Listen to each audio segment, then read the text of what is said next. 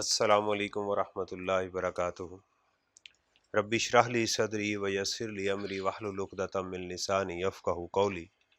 Rabbi इश्रह ली सदरी, या रब मेरे सीने को खोल दे, व यस्सिर ली अमरी, और मेरे लिए मेरे काम को आसान कर दे, वहलुल उक़दतम मिन लिसानी, और मेरी ज़ुबान की गिरा को खोल दे, यफ़क़हू क़ौली, ताकि वो मेरी बात को समझ सके। कैपिटल गेंस का लेक्चर 1 जो था वो आपको यूट्यूब के ऊपर हमने शेयर किया था, राइट। और उसकी एक ओवरव्यू, उसके बाद नेक्स्ट हम इसको मूव करते हैं। Capital gain is the fourth head of income. हम असल में काम कर रहे हैं टोटल इनकम के ऊपर। How to compute total income, कैसे कंप्यूट की जाएगी। Total income comprised of income from salary, income from property, business income, capital gain, income from other source. ये 5 हेड्स ऑफ इनकम हमारे पास वो हैं। Capital gains is the fourth head of income. After completing chapter number 10 will start business income. पहले हम बाकी 4 को करेंगे, क्योंकि बिजनेस जो है वो एक बड़ा हेड ऑफ इनकम है, इसलिए उसको बाद में करेंगे। कैपिटल गेन्स, यहाँ पर जो लफ्ज़ गेन्स है हम इसको डिस्कस कर चुके हुए हैं। Gain mean the disposal from an asset. Asset से 2 चीज़ें जनरेट होती हैं, या तो एसेट के बिकने से कोई इनकम जनरेट होती है, या एसेट कोई इनकम जनरेट करता है। यहाँ पर एसेट इनकम नहीं जनरेट कर रहा, उसकी डिस्पोजल हो रही है, राइट। इसमें कैपिटल एसेट्स कौन कौन से हैं? एक तो आपको यहाँ पर सेक्शन 37A नज़र आ रहा है, पब्लिक कंपनी के शेयर्स। पब्लिक कंपनी झटके अंदाज में आपको बता दूं कि वो कंपनी जो स्टॉक एक्सचेंज में लिस्टेड होती है। बस एक बाकी भी इसकी एग्जांपल है। Vouchers of PTCL, Pakistan tobacco company के वाउचर्स। पाकिस्तान टोबैको कंपनी कह रहा हूँ, पाकिस्तान टेलीकम्युनिकेशन कंपनी जो है वो शेयर्स की बजाय वाउचर्स देती। उसका भी पाकिस्तान टोबैको कंपनी, वो भी पीटीसीएल ही है, वो भी अपने आप को पीटीसीएल ही लिखते हैं, राइट। तो उसको वो वाउचर्स कहते हैं, राइट। मुदारबा जो कंपनीज होती हैं वो उसको सर्टिफिकेट्स कहते हैं। ये इनका थोड़ी सी आपको शनासाई होनी चाहिए। आपकी जो इन्वेस्टमेंट होती है किसी और बिजनेस के अंदर, या तो उसको शेयर्स इन एओपी कहते हैं, या उनको शेयर सिर्फ कहते हैं। अगर सिर्फ शेयर्स लिखा होगा तो उसको कंपनी में समझा जाएगा, लेकिन अगर आप किसी पार्टनरशिप फर्म में इन्वेस्टमेंट करेंगे तो उसको शेयर्स इन एओपी लिखा जाएगा। ये बस फर्क आपने जहन में रखना है। और कंपनी जो है इसकी टाइप्स हैं, वाउचर्स हैं पीटीसीएल के, मुदारबा सर्टिफिकेट। जो मुदारबा कंपनीज होती हैं इस्लामिक मोड ऑफ फाइनेंसिंग है, मुजारबा बेसिकली है। और उसके क्या इशू होते हैं? वाउचर्स, उसके सर्टिफिकेट्स होते हैं। रिडीमेबल कैपिटल, रिडीम कहते हैं वापस करना को। एक होता है डिस्पोजल, एक वर्ड होता है डिस्पोजल करना। डिस्पोजल ये है कि मैंने ये मोबाइल है और इसको मैंने बेच दिया, ये डिस्पोजल है। रिडीम कहते हैं वापस करना, वापस ले लेना। मिसाल के तौर के ऊपर मैंने आपको 1 लाख रुपया दिया, उसके अगेंस्ट आपने मुझे एक डॉक्यूमेंट दे दिया और कहा कि जब ये तुम मेरे पास लेकर आओगे मैं तुम्हारे पैसे तुम्हें वापस कर दूंगा। वो डॉक्यूमेंट मैं किसी को भी बेच सकता हूं तो ये डिस्पोजल कहलाएगी।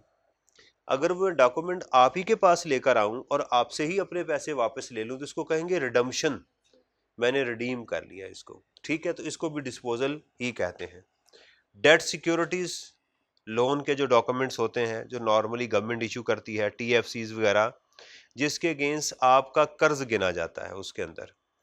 Units of exchange traded fund, ये नई आइटम्स हैं, डेरिवेटिव प्रोडक्ट्स।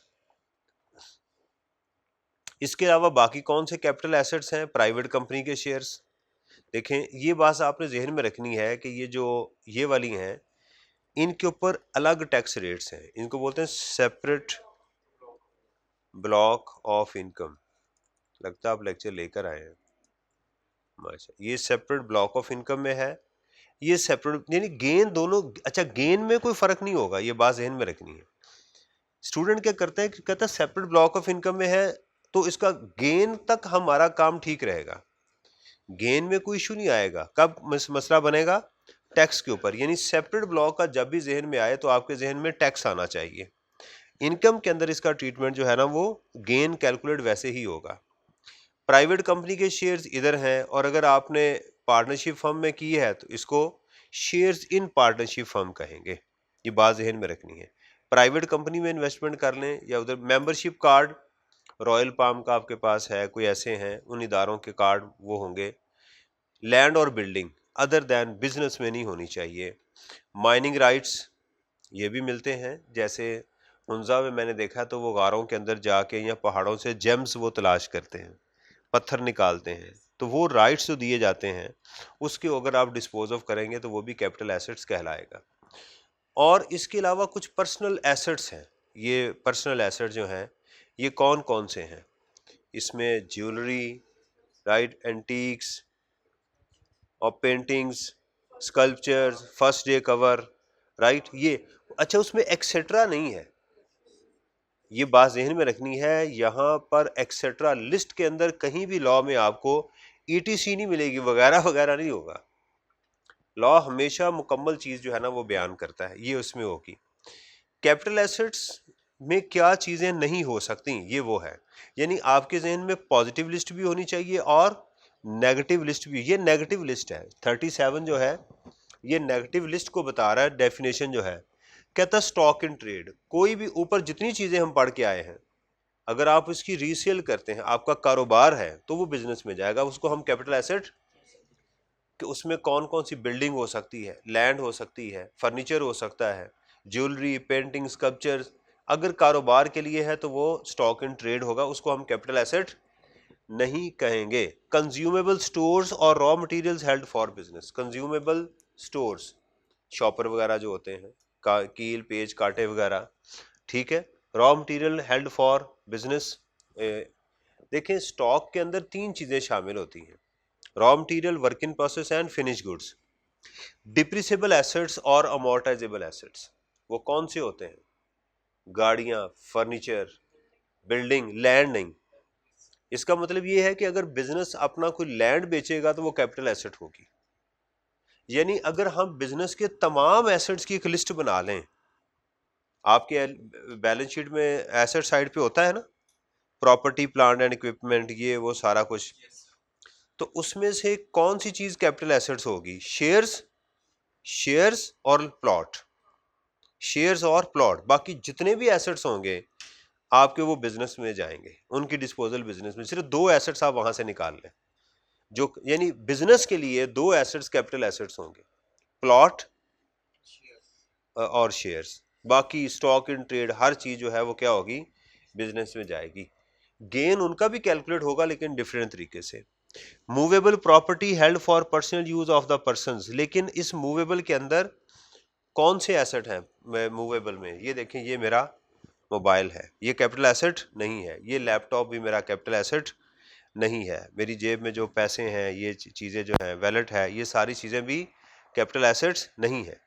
हाँ, मेरे पर्सनल एसेट्स में कौन सी चीज़ें हैं? वही ज्वेलरी, पेंटिंग, स्कल्पचर वगैरह, ये सारी चीज़ें ये। इसके अलावा तो अगर आपसे पूछा जाए क्या चीज़ कैपिटल एसेट नहीं है तो आप ये लिस्ट प्रोवाइड करेंगे, ठीक है जी। कैपिटल गेन कैसे कंप्यूट होगा? ये देखिएगा, एज कंसिडरेशन रिसीव्ड। कंसिडरेशन किसको कहते हैं? यहां लॉ ने ये नहीं कहा सेल प्राइस, मुआवजा जो आप ले रहे हैं, ये मुआवजा कैश की शक्ल में भी हो सकता है, रिसीवेबल भी हो सकता है, या इन काइंड भी हो सकता है, किसी भी शक्ल में हो सकता है। Less cost of the capital asset. Cost से क्या मुराद है? कॉस्ट और डीम्ड कॉस्ट, कॉस्ट और डीम्ड कॉस्ट, जिसको कॉस्ट समझा जाएगा। The cost of an asset shell be the following. और कॉस्ट में क्या क्या चीजें शामिल होंगी? द टोटल कंसिडरेशन गिवन, जो आपने पैसा दिया, right. Purchase price of the asset including fair market value of the any consideration given in kind. ये इंपॉर्टेंट है, इसको याद रखना है आपने, ये बात जहन में रखिएगा। मिसाल के तौर के ऊपर मैंने आपसे प्लॉट परचेज किया, उसके अगेंस्ट मैंने आपको 5 मिलियन कैश दे दिया, तो पहली चीज। दूसरा, मैंने उस प्लॉट के अगेंस्ट आपको एक गाड़ी दे दी 60 लाख रुपए की, जिसकी मार्केट वैल्यू कितनी है? 60 लाख की। टोटल मैंने कितनी पेमेंट की? 1 करोड़ 10 लाख रुपए की। तो आपकी कॉस्ट कितनी होगी? 1 करोड़। अच्छा, ये पॉसिबल है कि उस प्लॉट की फेयर मार्केट वैल्यू 1 करोड़ रुपया हो या 2 करोड़ रुपया हो, लेकिन लॉ कहता है तुम्हारी कॉस्ट कितनी है? 1 करोड़ 10 लाख। जो मैंने एसेट दिया उसकी फेयर मार्केट वैल्यू, और जो मैंने आपको कैश दिया। सादा अल्फाज में, जो भी चीज मैंने आपको दी इस वक्त कितने की थी, वो मेरे लिए कॉस्ट बन जाएगी। इंसिडेंटल एक्सपेंसेस, एक्सीडेंटल नहीं है, इंसिडेंट। इंसिडेंट किसको कहते हैं? वाक़े को। यानी इस वाक़े को, क्या वाक़या हुआ है? खरीदा। इस खरीदारी के अंदर मुझे जो खर्चा करना पड़ रहा है, कमीशन देते हैं आप, वो आपकी कॉस्ट बन जाएगी। रजिस्ट्री करवाते हैं, वो आपकी कॉस्ट बन जाएगी इसके अंदर। ये सारी चीज़ें, और उसको बेचने के ऊपर जो मेरा एक्सपेंस आ रहा है वो भी मेरी कॉस्ट बनेगी खरीदारी के ऊपर। और मिसाल के तौर के ऊपर आपने 10 लाख का, 1 करोड़ 10 लाख का प्लॉट बाय किया, खरीदते हुए आपने 5 लाख रुपए की कमीशन दी, तो फिर आपकी कॉस्ट कितनी हो गई? 1 करोड़ 15 लाख रुपया। आपने बेचने पे फिर 5 लाख रुपए की कमीशन दी, 1 करोड़ 20 लाख होगा। दोनों इसमें शामिल होंगी। Any other expenditure to alter और इम्प्रूव द एसेट्स, उसको फिट करने के लिए घर की वाइट वॉश वगैरह करवा दी, वो भी इसमें शामिल होगा। अब कंसीडरेशन क्या होगी? राइट, अब सोचे, अब आप फ्लिप करें। आप देने वाले थे ना, अब आप लेने वाले की तरफ आ जाएं। राइट, अच्छा जरा इसको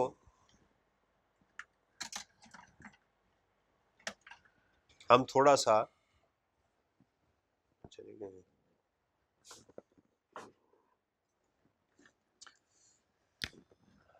आप देखें कि मैंने आपको एसेट दिया, कैश दिया कितने में? 5 मिलियन का। और मैंने जो आपको एसेट दिया, फेयर मार्केट वैल्यू उसकी कितनी थी? 6 मिलियन। तो ये हो गई 11 मिलियन। ये सेम मेरी कॉस्ट होगी, तो नेक्स्ट की क्या हो गई? कंसीडरेशन, वो उसकी सेल प्राइस, वो गिनी जाएगी। तो fair market value in case of a listed company shall be market value, consideration shall be the total amount received, or fair market value whichever is higher। अच्छा, कंसीडरेशन में एक चीज आपने जरा थोड़ी सी नोट करनी है कि जब मुझे कुछ चीज मिलेगी, आपको याद है रेंट में मैंने एनुअल लेटिंग वैल्यू का वर्ड यूज किया था, यहां पर भी वही है कि सेल प्राइस और fair market value whichever is higher ली जाएगी। सेल प्राइस और fair market value whichever is higher ली जाएगी। अच्छा, अब इसमें दो चीजें हमारी जो है वो चलेंगी। नंबर 1, जो हमारे शेयर स्टॉक मार्केट में होते हैं उनकी तो प्राइस आपको मिल रही होती है ना। आप जाएंगे कराची स्टॉक में, पाकिस्तान स्टॉक एक्सचेंज के अंदर, तो आपको प्राइस मिल रही होगी, वो तो हम ले लेंगे। लेकिन जो कंपनीज लिस्टेड नहीं होती, जिनको अनकोटेड कहते हैं, अच्छा लिस्टेड कंपनी का दूसरा नाम कोटेड भी होता है, ये मैं आपको बता दूं। यहां पर ये लिस्टेड कंपनी को कोटेड कंपनी भी कहते हैं।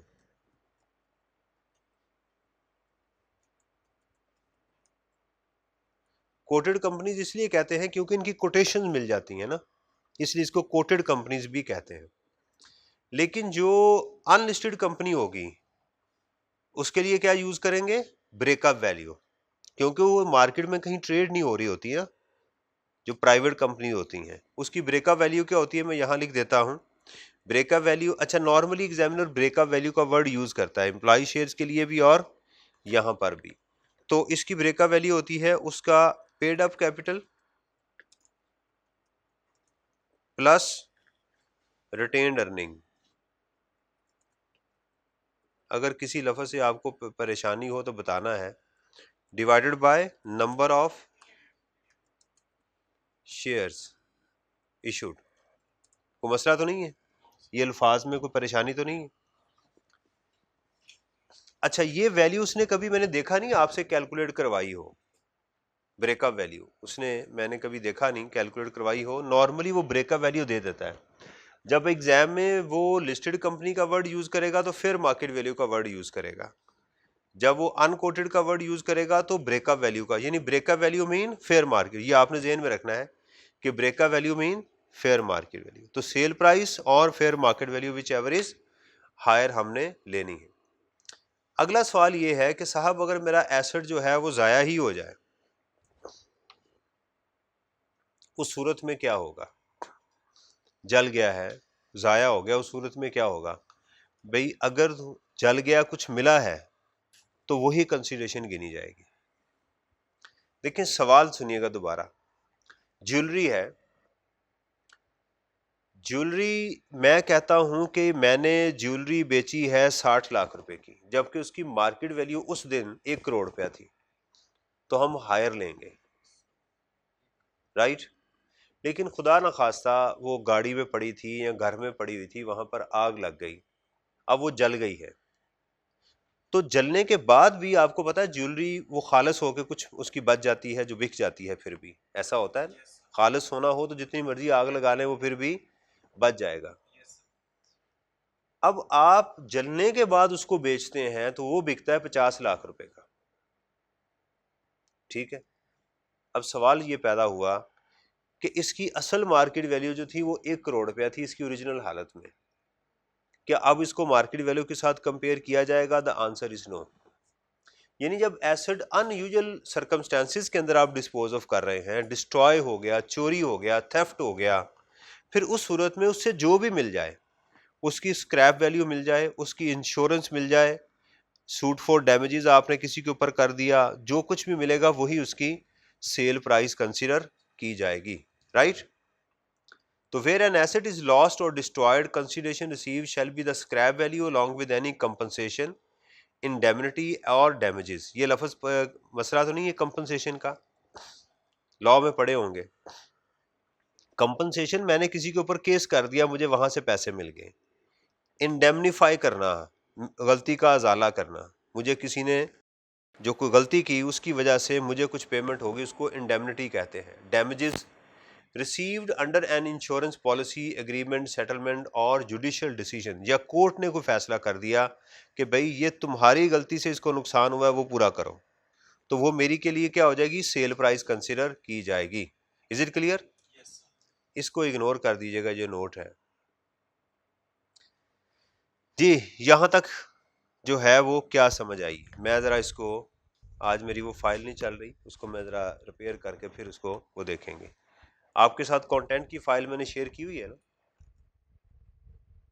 ग्रुप में मैंने शेयर की हुई है, सिर्फ समरी जो मैं बनाता हूं। चलें दोबारा भी इंशाल्लाह मैं कर दूंगा। यहां तक बात क्लियर हो गई? कोई यहां तक सवाल? अभी तक देखें क्या क्या चीजें हमने डिस्कस की हैं। मैं यहां पर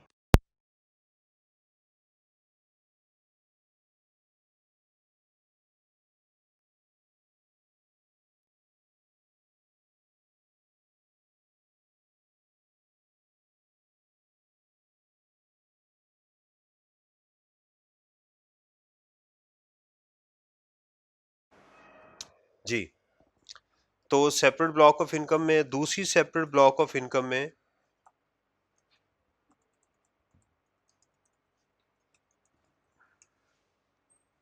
आपकी इमूवेबल प्रॉपर्टी आएगी, ठीक है। ये हमने पढ़ा। फिर हमने पढ़ा कि what is not capital asset, क्या कैपिटल एसेट नहीं है। फिर हमने पढ़ा कि what is meant by cost. फिर हमने कहा what is meant by consideration. ये चीजें अभी तक हमने पढ़ ली। Is it clear? हाँ, फेयर मार्केट, इसमें हमने फिर पढ़ा fair market value, fair market value in case of listed company and unlisted company, unlisted या अनकोटेड कंपनी, ठीक है जी। हाँ, consideration in case of consideration in case of loss of assets. ठीक है, ये बातें हमने डिस्कस की हैं। ठीक है, इस तरह से आपको पता होना है। कंटेंट से आपको बेनिफिट मिलेगा, कंटेंट से चीज़ें आपको ट्रिगर हो रही होंगी कि अच्छा ये चीज़ हो गई है, ये चीज़ हो गई है, उसको आप आगे लेकर चलेंगे। इस फाइल को मैं बाद में जी मैं बता देता हूँ। ये कॉस्ट की जो बात कर रहे हैं, ये वाला टोटल, इनका सवाल ये है कि टोटल जो कंसिडरेशन मैंने दी है, मेरी कॉस्ट कैसे कैलकुलेट होगी। नंबर वन, जो चीज़ आपने पे की है कैश की शक्ल में या बैंक की शक्ल में, वो आपकी, प्लस अगर कोई इसके साथ आपने चीज़ दी है उसकी मार्केट वैल्यू भी इसमें ऐड हो जाएगी, इंक्लूडिंग यानी purchase price of the asset आपने, मैं यहां लिख देता हूं, लेट्स सपोज जो अभी हमने एग्जांपल में लिया 5 मिलियन, ये इंक्लूडिंग इसमें ऐड करें the fair market value of any consideration given in kind. क्या कहा मैंने कि मैंने उनको एक गाड़ी दे दी, कितनी, 6 मिलियन की। अब क्लियर हुई ये, यानी जो परचेज प्राइस मैंने दी प्लस अगर कोई चीज इन काइंड दे दी है उसकी मार्केट वैल्यू भी इसमें ऐड कर दी जाएगी। फाइन जी, ठीक है, जो चीज आप दे रहे हैं वो चीज इसमें ऐड की जाएगी। इस चैप्टर के बगैर शायद ही कभी आपको एग्जाम में क्वेश्चन मिला हो, यानी इसके बगैर आपको वो नहीं मिलेगा। अच्छा, अब आती हैं आपकी जो किताब है उसके अंदर सबसे पहले इमूवेबल प्रॉपर्टी को डिस्कस किया गया है। बार बार आपने गेन का वही रखना है, gain is equal to consideration less cost, ये सबके लिए। बेशक आप सेपरेट ब्लॉक की कैलकुलेशन कर रहे हैं, बेशक आप नॉर्मल की कैलकुलेशन कर रहे हैं, आपने ये बात जहन में वो रखनी है। अब आते हैं सेपरेट, अगर इमूवेबल प्रॉपर्टी को बेचा जाए, बिजनेस की नहीं होनी चाहिए, स्टॉक इन ट्रेड ना हो, तो उस केस में इसके लिए क्या होगा। ठीक है, अच्छा, इसकी फेयर मार्केट वैल्यू दो होती हैं। ठीक है, एक है, मैं इसकी शायद आपको पहले भी बता चुका हुआ हूं कि हमारे पाकिस्तान में लैंड और बिल्डिंग की रेवेन्यू को कैलकुलेट करने के लिए दो तरह के इदारे मौजूद हैं। एक है एक्साइज एंड टैक्सेशन का, जो कि प्रोविंस के अंदर आता है, लोकल आपका इदारा है, जहां जाके आप कोई गाड़ी के टोकन नहीं लगवाते, अपनी लैंड या बिल्डिंग को रजिस्टर्ड करवाते हैं, वो है एक्साइज एंड टैक्सेशन वाले। जब ये किसी के रेंट का या उसकी सेल प्राइस की वैल्यू देते हैं तो उसको डीसी रेट्स बोलते हैं। क्या बोलते हैं, डीसी रेट्स बोलते हैं। अच्छा, दूसरा इदारा कौन सा है, FBR, federal board of revenue, ये भी अपने रेट्स जो है ना वो देता है। डीसी रेट्स पूरे पाकिस्तान के हैं, लेकिन एफबीआर रेट्स बिग सिटीज के हैं, शहरों गांवों वगैरह के नॉर्मली उन्होंने नहीं दिए हुए। समझ आ रही। अब देखें कि अगर लेट्स सपोज चक 236 के अंदर एफबीआर का रेट नहीं है तो वहां डीसी रेट तो होगा, तो हम वहां पर उसकी मार्केट वैल्यू किसको लेंगे, डीसी रेट्स को। लेकिन लाहौर में जहां पर मैं खड़ा हूं गार्डन टाउन के अंदर, यहां एफबीआर का रेट मौजूद है, अब यहां डीसी रेट को क्या किया जाएगा, इग्नोर किया जाएगा। अब क्लियर हुई है बात। तो स्टॉक एक्सचेंज तो एक ही है, लेकिन लैंड और बिल्डिंग की वैल्यूएशन की जो बॉडीज हैं, अप्रेजल बॉडी दो हैं, DC, excise and taxation and FBR. तो इनमें से जो नॉर्मली जो हायर होती है वो ली जाती है, लेकिन डीसी रेट्स होते ही कम है, एफबीआर के रेट्स क्या है वो ज्यादा है। समझ आ गई है, ये चीज इसमें मौजूद है, इसको बस आपने पढ़ना है। अच्छा जी, गेन जो है इसको मैं बड़े आपको आसान तरीके से समझाता हूँ, ये याद हो जाएगी। बाज़ औक़ात ये एग्जाम में देते हैं ये रेट्स, बाज़ औक़ात नहीं देते। लैंड और बिल्डिंग के ऊपर नॉर्मल टैक्स रेट्स नहीं लगेंगे, इससे आपका सैलरीड या नॉन सैलरीड का स्टेटस कभी डिफाइन नहीं होगा। यानी ये एक ऐसी आपकी आइटम है जिसके ऊपर आपने अलग से टैक्स देना होता है। क्या करना होता है? अगर गेन है तो लॉस हो सकता है, इसमें भी लॉस है। देखें कुछ मिथ है, कुछ पहले उसको क्लियर करना है। नंबर 1, जब मैं कहूं सेपरेट ब्लॉक ऑफ इनकम है तो उससे मुराद ये है कि इसके टैक्स रेट्स वो सैलरीड और नॉन सैलरीड वाले इसके ऊपर एप्लीकेबल नहीं है, राइट? इसको हम इनकम में शो तो करते हैं लेकिन बाद में निकाल देते हैं। ये वो बरातिये हैं जिनको खाना अलग मिलना है, जिनको खाना क्या मिलना है? खाना मिलेगा लेकिन अलग मिलेगा, इनको नॉर्मल के साथ हम खाना नहीं देंगे। ये बात समझ आ रही है?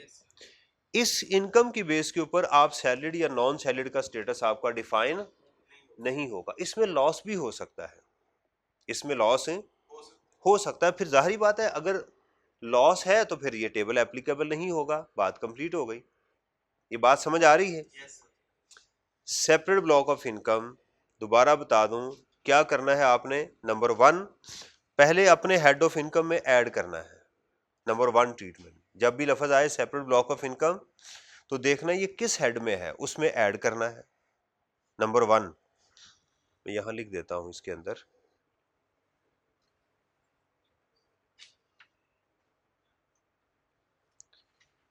Treatment tax, treatment of separate block of income. तो पहली चीज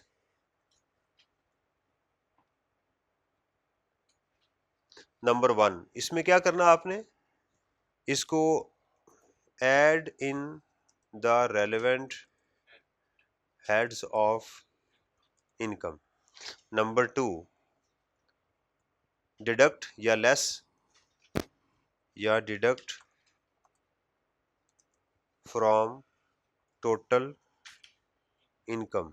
number 3, add tax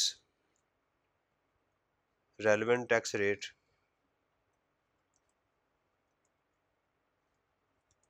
in the taxation section. ठीक है, deduct the relevant withholding tax. 4 treatment मैंने बताए। पहले ऐड करेंगे आप, सैलरी में एक पढ़ चुके हुए याद, golden handshake, income from property में कोई भी नहीं है। अब आ गया दूसरा हेड ऑफ इनकम, तो आप इसमें इसमें कौन कौन सी सेपरेट ब्लॉक ऑफ इनकम है? सिक्योरिटीज और लैंड और बिल्डिंग, 2 ही हैं। तो पहले क्या करेंगे, हम कैपिटल गेन के हेड में जाके उसको ऐड करेंगे, टोटल इनकम में से लेस कर देंगे, टोटल इनकम में से लेस कर देंगे। तो इनकम क्लियर हो गई, ठीक है। तो ऐड क्यों किया? अगर लेस ही करना था तो सिर्फ शो करवाने के लिए। भाई अगर बारातिये जो हैं, जब आप बारात के साथ अंदर आए हैं तो उनको अलग करने का मकसद क्या हुआ? खाना देना उनको, वो हमारी इनकम का हिस्सा है, सिर्फ शो करवाने के लिए। लेकिन टैक्स में क्या करेंगे, उनको अलग से ट्रीटमेंट किया जाएगा, फिर उसका टैक्स ऐड करेंगे, राइट? और फिर उसका अगर कोई एडवांस टैक्स हुआ तो उसको क्या कर देंगे, माइनस कर देंगे। तो 2 ट्रीटमेंट इनकम में होंगे, 2 ट्रीटमेंट टैक्स में होंगे। इसका ये वाली चीज हो भी सकती है, नहीं भी हो सकती, लेकिन एटलीस्ट 3 ट्रीटमेंट लाजमी होंगे। ये ऑप्शनल है, अगर ये एग्जाम में गिवन होगा तो फिर if given in the exam, otherwise इस ऑप्शन को नहीं लेंगे। ये बातें 4 याद रहेंगी क्योंकि अगले चैप्टर में इसने बहुत ज्यादा फिर इस्तेमाल होना है। अच्छा, प्लॉट इमूवेबल प्रॉपर्टी के टैक्स रेट जो है ये कहाँ टेबल अप्लाई होना है, ये जहन में रखिएगा। टेबल कहाँ अप्लाई होना है, इनकम में या टैक्स में? टैक्स में। ये कहाँ अप्लाई होना है, टैक्स में। ये कहाँ अप्लाई होना है?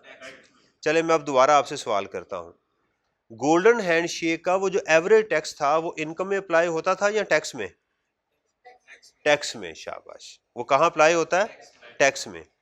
ठीक, ये टेबल किसके लिए है, टैक्स के लिए है। कभी इसको जिंदगी में आपने इनकम के साइड पे सोचना नहीं है, सही है।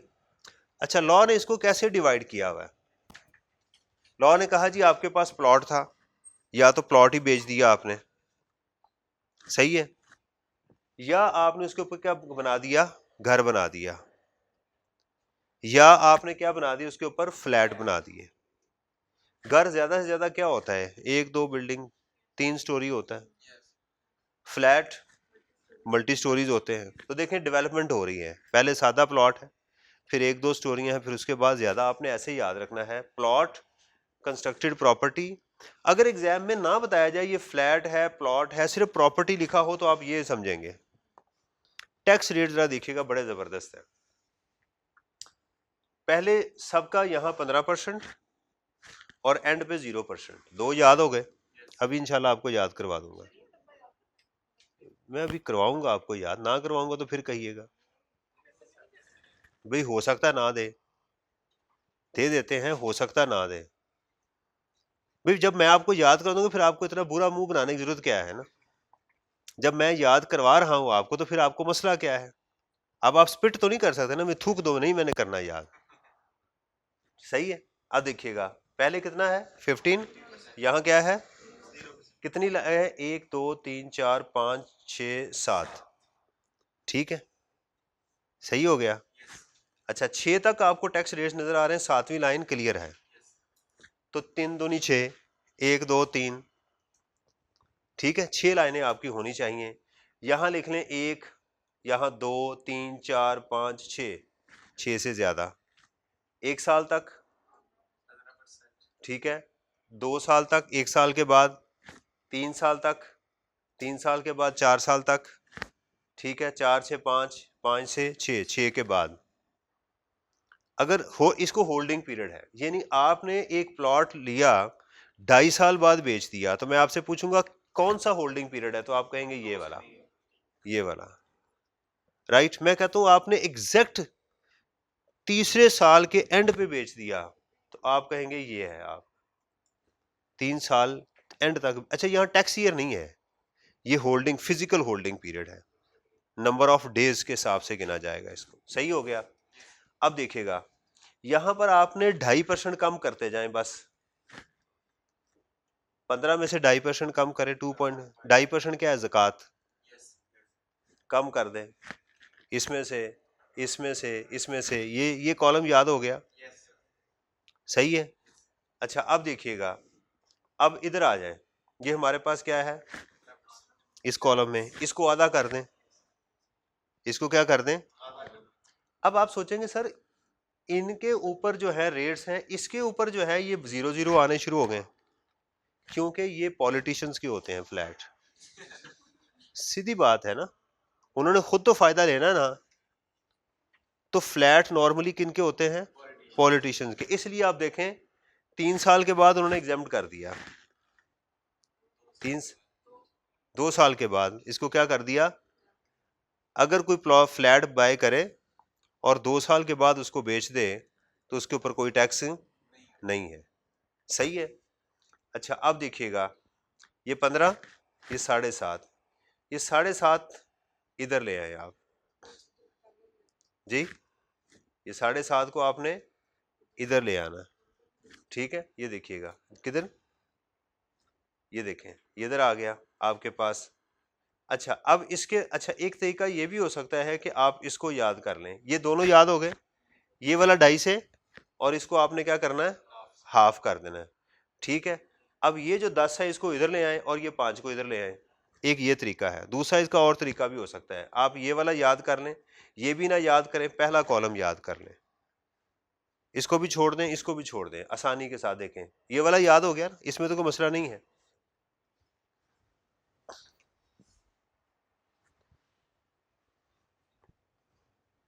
अब देखें 10 इधर ले आए, 7.5 इधर ले आए, 5 इधर ले आए,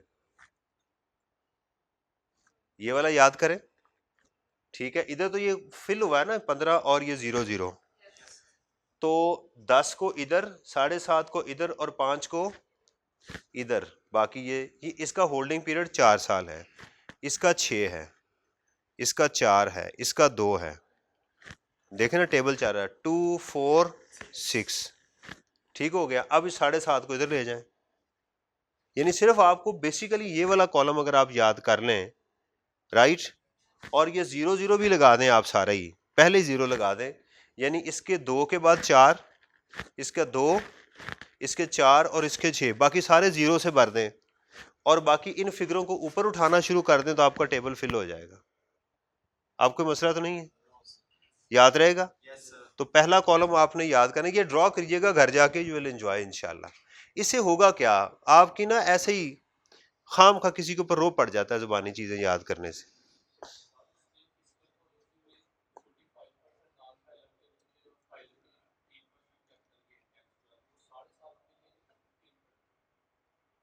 वो बिल्कुल बकवास है, उसका आपके साथ कोई लेना देना नहीं है, उसको आपने बिल्कुल कोई टेंशन नहीं लेनी। समझ आई है? उसको आपके साथ कोई लेना देना नहीं है। इन्होंने कोई सवाल पूछा है, this is between me and him, जो भी पूछा है आपने नहीं सोचना वो। अच्छा जी, ये नहीं आपने याद करना एडवांस टैक्स का, ये बिल्कुल इसको क्रॉस लगा दें, ये आपका इसके साथ कोई लेना देना नहीं है। एक चीज मेरा ख्याल है कि आई कैप की बुक में अगर हुई तो इसको याद कीजिएगा, ये वही टेबल है, सिर्फ आधा हुआ है। ये वही टेबल है, सिर्फ हाफ हो गया हुआ है। किन के लिए? ये ऊपर देखिएगा, शायद आप इससे कंफर्टेबल ना हो। Tax rate shall be reduced by the following percentage on first sale of improved property acquired or allotted to ex-servicemen and serving personnel of armed forces or ex-employees and serving personnel of federal and provincial government being original allottees। यानी अगर पाकिस्तान में कौम को हटा दें सारी को, बाकी जो गवर्नमेंट के एम्प्लॉइज हैं, जो गवर्नमेंट के एम्प्लॉइज हैं, इनको जो प्लॉट दिए जाएंगे, जब ये बेचेंगे तो इनका रेट 50% कम होगा, ये हमसे आधा टैक्स देंगे।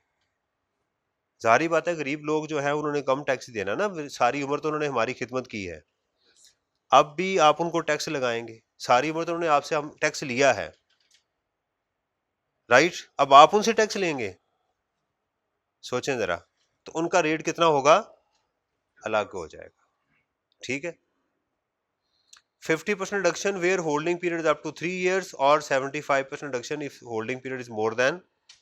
अगर 3 साल के अंदर बेच देंगे तो ये वाला टेबल अप्लाई होगा, और अगर 3 साल के बाद बेच देंगे तो मजीद ये 75% कम रेट्स होंगे। इसको देख लीजिएगा पहले कि आई कैप की बुक में है तो ये चीज याद कीजिएगा, वरना इसको छोड़ दीजिएगा।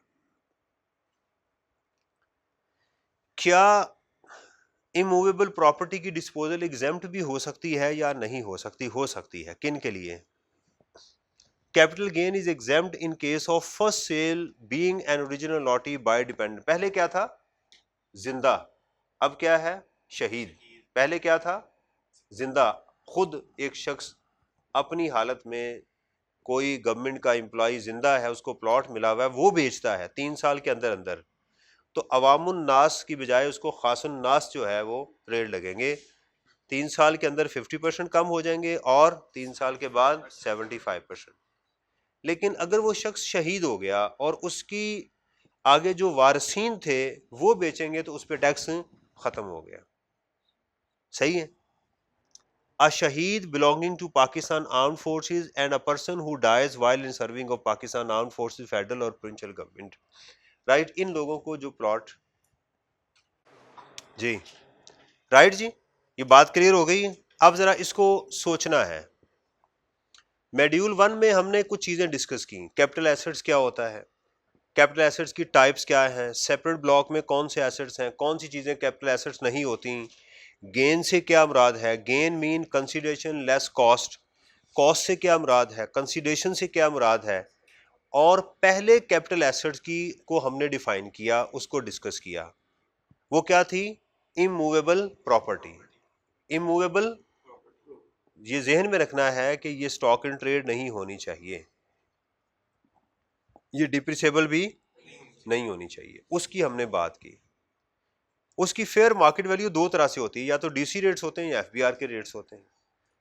कहाँ जाएगी ये? सेपरेट ब्लॉक में जाएगी। किस में जाएगी? इसको लॉ ने 3 हिस्सों में डिवाइड किया हुआ है, या तो ओपन प्लॉट है, या कंस्ट्रक्टेड प्रॉपर्टी, या फ्लैट है।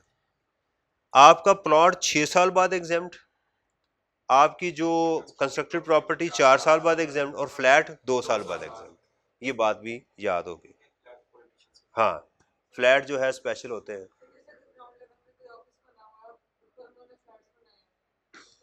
डिस्पोजल अलग अलग गिनी जाएगी। इनका सवाल ये है कि अगर मैंने प्लॉट अलग लिया है और उसके ऊपर मेरी प्रॉपर्टी अलग है, राइट, तो ऐसा भी हो सकता है कि उनको अलग अलग हम गिन लें, प्लॉट की कीमत को अलग गिन लिया जाए, प्रॉपर्टी को अलग गिन लिया, लेकिन नॉर्मली कंस्ट्रक्टेड प्रॉपर्टी को कंस्ट्रक्टेड प्रॉपर्टी में ही लेके जाया जाता है। ऐसा आपको मिलेगा नहीं, बड़े सीवियर केसेस में कमिश्नर किसी को कह दे, वरना नॉर्मली हम ऐसा करते नहीं हैं। यानी प्लॉट लिया आपने, उसके ऊपर बना दी, तो प्लॉट प्लस उसकी प्रॉपर्टी को गिन के टोटल कॉस्ट बन गई ना, आपने उसकी कंसीडरेशन में पढ़ा है। Any other cost to alter और इम्प्रूव द एसेट्स, वो भी उसमें ऐड कर दी जाएगी। सही है, क्लियर हो गया। फिर उसके बाद हमने पढ़ा कि क्या कैपिटल एसेट्स एग्जेम्प्ट हो सकते हैं, लैंड और बिल्डिंग यस हो सकती हैं। यानी आर्म्ड फोर्सेस या फेडरल या प्रोविंशियल गवर्नमेंट के एम्प्लॉय जो हैं, वो जो अगर शहीद हो जाएं, ड्यूरिंग सर्विस डाई हो जाएं, तो उनके जो लवाहिकीन हैं, अगर वो बेचेंगे तो उन पर टैक्स नहीं लिया जाएगा, और अगर ज़िंदगी में खुद बेच दें तो उनको रेट 50% कम हो जाएगा 3 साल के बाद 75%। अच्छा, अब ये जो हमारे मूवेबल ये वाले एसेट्स थे, ये बारहा एग्जाम में आ चुके हुए हैं, ये खास एसेट हैं। इनकी खास क्वालिटी क्या है?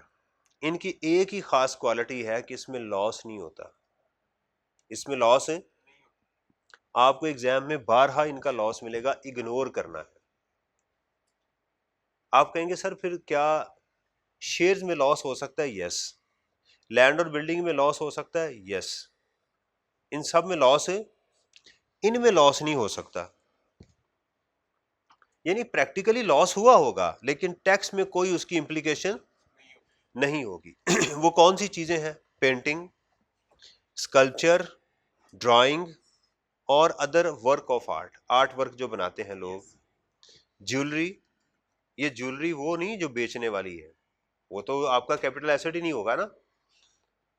अगर एक गोल्ड स्मिथ जो है वो ज्वेलरी बेच रहा है तो वो आपका कैपिटल एसेट नहीं कहलाएगा। बिजनेस की बैलेंस शीट में कौन से दो कैपिटल एसेट्स हो सकते हैं? शेयर्स और लैंड। शेयर्स और लैंड। रेयर मैन्युस्क्रिप्ट, फोलियो और बुक।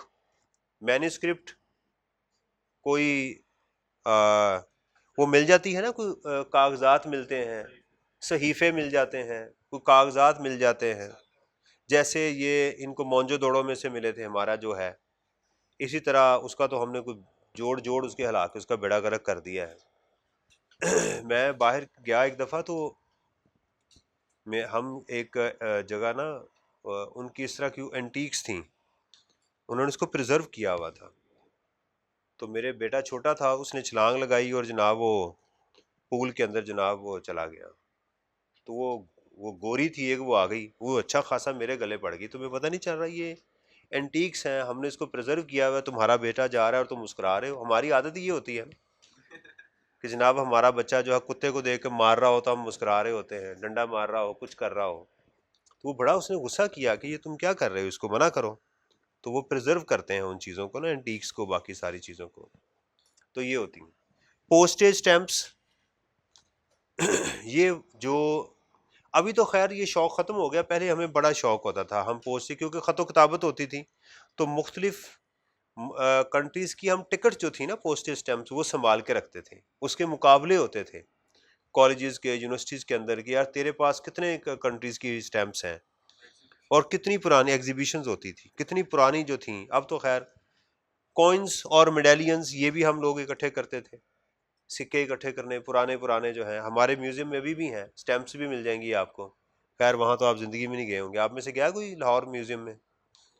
एक दो लोग, वो भी स्कूल वाले लेके गए होंगे, हम नहीं कभी गए। अनारकली के सामने जो है ना हमारा म्यूजियम है, वो बेचारा पड़ा हुआ है, उसको हमें हमें शौक ही नहीं है इन चीज़ों का। एंड किसी चीज़ को भी देखना मोबाइल पे देख लेते हैं, राइट। हुंजा की सैर करनी है, मोबाइल खोलें सैर कर लें, स्विट्जरलैंड देख लें, सब कुछ एंटीक्स, ये चीज़ें जो है। क्लियर हो गया जी। इसमें क्या खास बात थी? इसमें सिर्फ एक ही खास बात, इसमें लॉस नहीं होगा, गेन होगा तो कैलकुलेट करेंगे। अच्छा जी, आगे एक है नॉन रिकग्निशन रूल। ये बात जरा गौर से सुननी है। इसको स्टूडेंट एग्जेम्प्ट कहते हैं, ये एग्जेम्प्ट नहीं है। नॉन रिकग्निशन मैं आपको इसकी मिसाल देता हूँ। रोड के ऊपर मैं जा रहा हूँ, मैं सिग्नल क्रॉस करता हूँ, तो मुझे वो पकड़ के मेरा चालान कर देते हैं, मुझे टिकट दे देते हैं, जाओ भी पैसे जमा कराओ। एक पुलिस वाला भी आता है और वो भी रोड क्रॉस करके, वो सिग्नल क्रॉस करके चला जाता है बड़े धड़ल्ले से, उसको कुछ नहीं कहते, उसको कुछ, उसने सिग्नल क्रॉस किया है, उसने वायोलेशन की है, तो हम कहेंगे कि इसके ऊपर नॉन रिकग्निशन रूल्स अप्लाई हो गए। वो एक शेर है ना, हम आह भी करते हैं तो हो जाते हैं बदनाम, वो कत्ल भी करते हैं तो चर्चा नहीं होता। ये एक पॉलिटिशियन था, उसने ये शेर किसी चौक में लिखा हुआ था। नहीं तो ये जो है ना, ये नॉन रिकग्निशन रूल से मुराद ये है कि आपने कोई एसेट को डिस्पोज ऑफ किया, लेकिन उस टाइम के ऊपर गेन या लॉस कैलकुलेट नहीं होगा। ये इसको कहते हैं, अब समझ आ गई है कि आपने एसेट को डिस्पोज किया है, लेकिन आपके ऊपर जो है वो रूल अप्लाई नहीं होगा।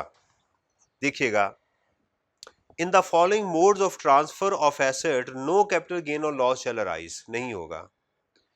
Transfer of asset between spouses under an agreement to live apart,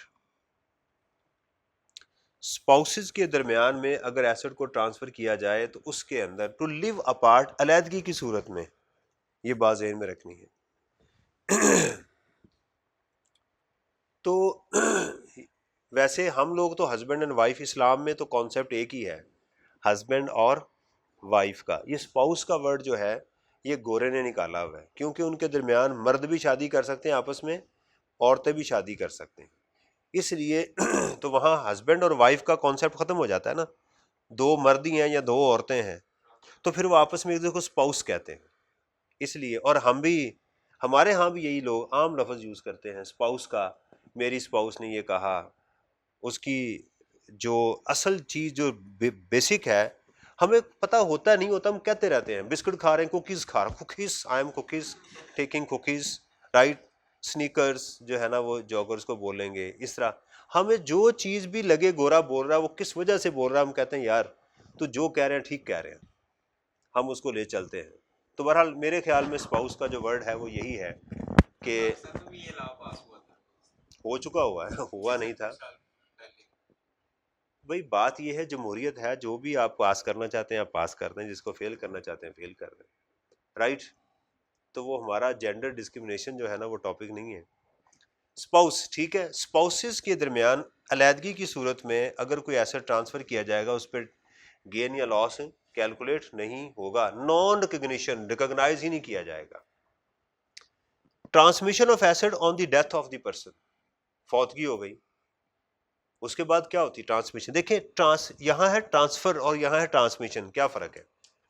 transfer आप करते हैं, ट्रांसमिट हो जाता है।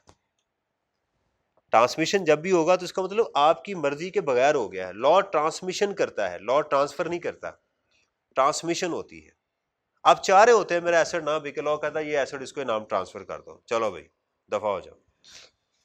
Under a gift to a relative, या रिलेटिव को गिफ्ट दे दें, ये रिलेटिव का लफ्ज इंपॉर्टेंट है। पहले बीवी रिलेटिव नहीं होती थी, अब इन्होंने बीवी को रिलेटिव की डेफिनेशन में डाल दिया हुआ है। यानी इससे मुराद ये है कि बीवी को खुशी से गिफ्ट कर दें या अलैदगी की सूरत में गिफ्ट कर दें। सीए में क्वेश्चन आया हुआ है कि एक साहब थे, उनका सीए नहीं होता था, पूरी वैसी कहानी थोड़ी सी जरा चस्के ले रहा हूँ साथ उसके, तो उनकी सीए नहीं होता था उनका, तो उनकी बीवी थी, उन्होंने बड़ी दुआएं की बीवी ने, तो वो सीए हो गया। जब सीए हुआ तो बड़ी अच्छी जॉब लग गई, कारोबार चल पड़ा उसका, तो उसने फिर दूसरी शादी कर ली। जब दूसरी शादी की तो उस बीवी ने उसे कहा कि साहब मेरे नाम कोई एसेट आप लगाएं, आपके पास माल भी है, हो सकता है दोबारा आप पहली बीवी के पास चले जाएं। तो उन्होंने एक घर उस बीवी को ले दिया, अपनी दूसरी वाइफ को एक नया घर ले दिया। वो पहली वाइफ को पता चल गया बीवी का भी और घर का भी, तो उन्होंने उससे भी मुतालबा किया कि एक घर मेरे नाम भी ट्रांसफर करो, मुझे भी घर दो। तो उन्होंने उसको फिर दो चीजें दे दी, एक तलाक और एक घर। समझ आई है। तो ये है, तो यानी दूसरी बीवी को क्या दिया उन्होंने, गिफ्ट। तो पहली बीवी को क्या दी उन्होंने? तलाक। इन दोनों सूरतों में उन साहब के ऊपर जो है वो टैक्स अप्लाई नहीं होगा। समझ आ गई अब? अच्छा जी, उसके बाद एक और चीज है कि अगर आपकी किसी कंपनी में या किसी एओपी में इन्वेस्टमेंट थी, शेयर थे, आपने खुद नहीं बेचे, बल्कि वो कंपनी लिक्विडेट हो गई, खत्म हो गई, डिसॉल्व हो गई, तो जाहिर बात है वहां से कुछ पैसे मिलेंगे ना आपको। लॉ कहता है ये भी गेन जो है हम उसको जो है तुम्हें टैक्स नहीं लगाएंगे। चीजें याद रहेंगी आपको? चार चीजें मैंने बताई हैं, अलैदगी की सूरत में, या रिलेटिव्स को गिफ्ट कर दें, या डेथ की शक्ल में। अच्छा, ये जो विरासत होती है ना बेटा, याद रखें वो डेथ पे होती है। कुछ हमारे बच्चे ऐसे होते हैं कि वो अब बाप की जिंदगी में ही विरासत मांगनी शुरू कर दें, अब्बा जी विरासत में मेरा हिस्सा दे दें। एक साहब मेरे पास आए, उन्होंने कहा जी मेरे वालिद साहब जो हैं आपकी बात सुनते हैं,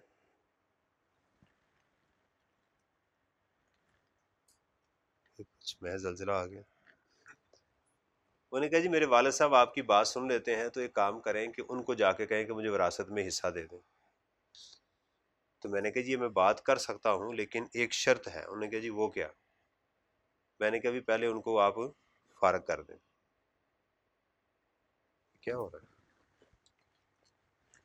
मैंने कहा जी इनको आप मारना पड़ेगा उन्हें। वो कहते भाईजान मैं आपके पास आया हूँ और आप जो है मुझे मजाक कर रहे हैं। मैंने कहा भी आप विरासत मांग रहे हैं, विरासत मरने के बाद होती है। आप ये कहें कि मुझे गिफ्ट करें, ये मैं बात कर सकता हूँ। तो उठ के चले गए। जाहिर बात है वालिद गिफ्ट तो फिलहाल नहीं करना चाह रहे ना, उसे बदतमीजी कर रहा होगा, वो तंग कर रहा होगा। अब समझ आई है? तो विरासत जो होती है ये याद रखें कब होती है? डेथ के बाद। तो चार चीजें होगी हमारी: ट्रांसफर, स्पाउसिस, ठीक है, डेथ, गिफ्ट और डिस्ट्रीब्यूशन। ये चार चीजें आपने। रिलेटिव की डेफिनेशन क्या है? ये एंसेस्टर कौन होते हैं? आबाओ अजदाद, डिसेंडेंट नीचे वाली नस्ल, ऊपर वाली नस्ल और नीचे वाली नस्ल, of any of the grand parents और an adopted child. Adopted child क्या होता है? जिसको कानूनन आप अपना बेटा बना लें। समझ आ गई? या आपका अडॉप्टेड चाइल्ड है वो भी आपके रिलेटिव में आएगा। समझ आ रही है? या आपके ग्रैंड पेरेंट्स और नीचे आपके डिसेंडेंट ऑफ द इंडिविजुअल और of a spouse of the individual. अब देखें, मेरे अबाओ अजदाद या मेरी बीवी के अबाओ अजदाद, मेरे नीचे वाली नस्ल या मेरी बीवी की नीचे वाली नस्ल जो है, अ स्पाउस ऑफ द इंडिविजुअल और एनी पर्सन स्पेसिफाइड। ये स्पेसिफिकली ऐड किया गया कि स्पाउस जो है वो क्या होती है? रिलेटिव होती है। पहले ये स्पाउस जो है रिलेटिव की डेफिनेशन में नहीं होती थी, ये बात याद रखें। अच्छा, बीवी रिश्तेदार नहीं होती, ये मैं पहले बता दूं। नॉर्मली ये कॉन्ट्रैक्ट होता है। आपका भाई रहेगा, बेशक उसको बुलाना बंद कर दें, उसको आग कर दें, वो आपका हमेशा भाई ही रहेगा मरते दम तक, वो रिश्ता नहीं खत्म होगा। बीवी एक कॉन्ट्रैक्ट होगा, जब तक वो आपके मनकूहा रहेगी आपकी बीवी रहेगी, लेकिन जब आपने तलाक दे दी अब दोबारा नहीं आप उसको बीवी कह सकते, ये याद रखें। इसलिए उसको रिलेटिव की डेफिनेशन में अब डाला उन्होंने कि ये भी आपकी रिलेटिव है, वैसे थी नहीं पहले ये। आखिरी अब उसको कंप्लीट तो कर ले रहे थे। अब ये है कि जो बंदे को चीज मिली है उसने तो कुछ भी नहीं दिया। देखे ना, इन चारों केसेस के अंदर, इन चारों केसेस के अंदर जो जिस शख्स को चीज मिली है, जो रिसिपिएंट है, जो ट्रांसफरी है, वो जब बेचेगा तो उसकी कॉस्ट क्या होगी? उसकी जीरो। राइट, उसकी कॉस्ट क्या है? लेकिन लॉ ने यहां पर ये इसमें कहा कि नहीं, ऐसा नहीं है। जिसने ट्रांसफर किया उसकी जो कॉस्ट थी वो इसकी कॉस्ट गिनी जाएगी। उसकी जो कॉस्ट थी वो क्या है? अब जरा तसल्ली से सुनिएगा। मिसाल लेते हैं हम, एक वालिद थे, उन्होंने आज से 10 साल पहले एक प्लॉट बाय किया था, लेट्स सपोज 1 करोड़ रुपए का। आज वो प्लॉट जो है वो 5 करोड़ रुपए का हो चुका हुआ है। सही है? और उन्होंने वो प्लॉट अपने बेटे को उसकी शादी पे गिफ्ट कर दिया कि ये लो बेटा मैंने आपको गिफ्ट कर दिया। बाप रिलेटिव है ना। बाप का गेन कितना है? 4 करोड़ रुपए का। लॉ कहता है इसका गेन है कितना है? 4 करोड़ रुपए का। बेशक इसने पैसे लिए या नहीं लिए, इसका गेन हो गया हुआ है। समझ आ रही है? समझ आ रही कि नहीं? ट्रांसफर किया, गेन होगा ना। गेन की डेफिनेशन क्या है? एक मिनट बेटा देखें ना। Gain is equal to sale price और fair market value minus cost, which average higher लेंगे ना। इसकी इस वक्त ट्रांसफर प्राइस क्या है? 0। फेयर मार्केट वैल्यू क्या है? 5 करोड़। कॉस्ट क्या थी? 1 करोड़। तो विच एवरेज हायर? 5 माइनस 1। तो इसका गेन गिना जाएगा, लेकिन चूंकि ये नॉन रिकग्निशन रूल में है लिहाजा इस पे टैक्स नहीं लगेगा। यानी इसका गेन गिना जाएगा लेकिन इस पे टैक्स। Is it clear? उस बेटे ने ये जो प्लॉट था वो 1 साल के बाद सेल कर दिया 7 करोड़ रुपए का, तो उसको करेंगे 7 माइनस 1, तो 6 करोड़ रुपए का इसका गेन होगा। लेकिन इसका होल्डिंग पीरियड इसके बाप का होल्डिंग पीरियड नहीं होगा, इसका होल्डिंग पीरियड अपना होगा। यानी इसकी डिस्पोजल विद इन 1 ईयर होगी और इसके ऊपर 15% टैक्स इसको देना पड़ेगा, कैपिटल गेन। अब क्लियर हुई है बात के नहीं? नहीं समझ आ रही है? यानी इन चारों केसेस के अंदर जिसने इसको दिया था उसकी कॉस्ट इसकी कॉस्ट बन जाएगी, इसकी कॉस्ट इसकी कॉस्ट बन जाएगी। ये आज हमने बातें डिस्कस की थी। मैं थोड़ा सा दोबारा समराइज कर दूं। आज हमने कैपिटल एसेट्स को, जो हमारा पहला लेक्चर मैंने ईद के दौरान आपको दिया था, मैंने उसको रिवाइज किया। उसमें मैंने कोई नई चीज नहीं, दोबारा सिर्फ उसको क्या किया? रिवाइज किया। जब पढ़ेंगे तो आपको समझ आएगी। उसके बाद रिवाइज करने के बाद हमने आज जो बात डिस्कस की है कैपिटल प्रॉपर्टी की बात डिस्कस की है कि लैंड और बिल्डिंग को अगर सेल किया जाएगा तो उस पर टैक्स रेट क्या होगा? सेपरेट होगा। टैक्स रेट क्या होगा? सेपरेट होगा। नंबर 1। नंबर 2, हमने फेयर मार्केट वैल्यू को डिस्कस किया। शेयर्स के मामले में क्या होगा? जो लिस्टेड कंपनी की प्राइस होगी वही हमारे लिए क्या बन जाएगी? इसकी फेयर मार्केट वैल्यू बनेगी। अगर वो शेयर्स कोटेड नहीं है, लिस्टेड नहीं है, तो क्या होगा? जो ब्रेकअप वैल्यू होगी वो हमारे लिए वही बन जाएगी। नंबर 2। नंबर 3, इसके अंदर हमने ये बात डिस्कस की कि वो कौन सी लैंड और बिल्डिंग है जो ट्रांसफर के ऊपर उनके ऊपर अलग 50% कम होगा, 75% कम होगा, एग्जेम्प्ट हो जाएगी। फिर हमने आज नॉन रिकग्निशन रूल्स को डिस्कस किया, which is very important, numerically भी और थ्योरेटिकली भी बहुत इंपॉर्टेंट है कि स्पाउसेस के दौरान इनहेरिटेंस में, गिफ्ट में और लिक्विडेशन की शक्ल के अंदर आपके ऊपर टैक्स अप्लाई नहीं होगा। रादर जिसको आपने दिया जब वो बेचेगा तो उस पर टैक्स लगेगा। स्टूडेंट यहां पर एक टिपिकल क्वेश्चन करते हैं बाज़ औक़ात के, सर अगर वो भी आगे गिफ्ट कर दे उस पर भी नहीं लगेगा? उस पर भी नहीं लगेगा। वो कॉस्ट ओरिजिनल ट्रांसफरी की ट्रांसफर होती जाएगी अगले तक, जब तक कि वो बिकेगा नहीं। रिलेटिव की डेफिनेशन को देखा और डीम्ड कॉस्ट को हमने आज वो देखा है, राइट। ये डीम्ड इनकम को हम बाद में डिस्कस करेंगे। कल हम शेयर्स को वो डिस्कस करेंगे इंशाल्लाह वज़्ज़ल। ठीक है जी। अस्सलाम वालेकुम वरहमतुल्लाहि वबरकातुहू।